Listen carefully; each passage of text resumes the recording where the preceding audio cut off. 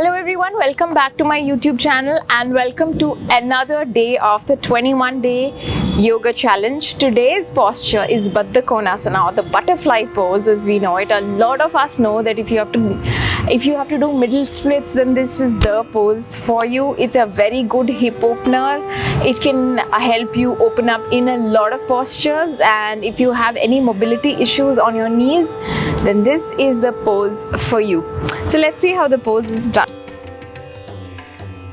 So in Baddha Konasana, you bring the base of your feet together, and the idea is to open up the hips as wide as possible and gradually bring your heels as close to your inner thighs as possible.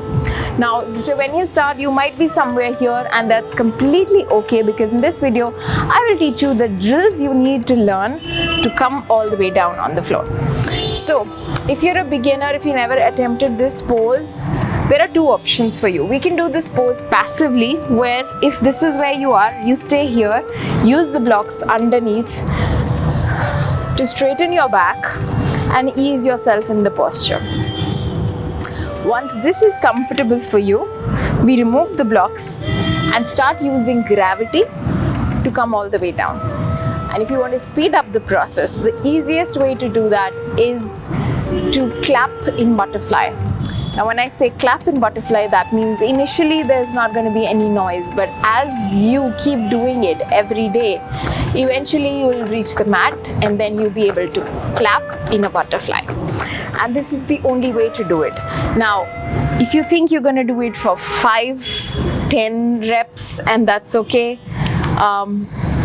that's also okay, but your progress is going to be really slow. So I suggest, if you're trying to open up your hips, sit in Baddha Konasana for longer durations passively. So if you're watching TV, you can sit in Baddha Konasana with two cushions below your knees and your back straight, and this could be an excellent pose to watch TV. And as you get comfortable, you can reduce the size of the cushions, or what you can do is, if you're watching TV, or you can sit on your mat or your sofa and try to do this actively for at least 10 to 15 minutes every day, and eventually we'll reach a stage where we are all the way down on the floor. And if you are all the way down on the floor and want to decrease the distance between your heels and your inner thigh, then again the process is painful, yet you have to do it every day. And that's you sit in the posture, actively keep pushing your knees on the floor, hands to the side, and stay here for as long as possible. If you get tired of doing the same thing, then what you can do is support a cushion or blocks on the side and roll your shoulders back, take your chest out, and stay here and stay here and stay here. And if you want to add a movement to it, you can always do that, but after a while it doesn't help. Another thing is, this is a very good posture for your heavy period days, because it actually comforts you and reduces the flow. So again, if you're on your period, just do this. It's amazing.